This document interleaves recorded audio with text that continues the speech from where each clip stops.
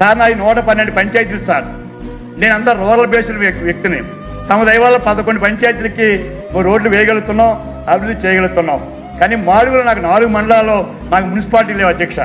కానీ మా జిల్లాలో అందరికీ 30-40 కోట్లు ఇచ్చారు అధ్యక్ష. నాకు చాలా తక్కువ ఇచ్చారు.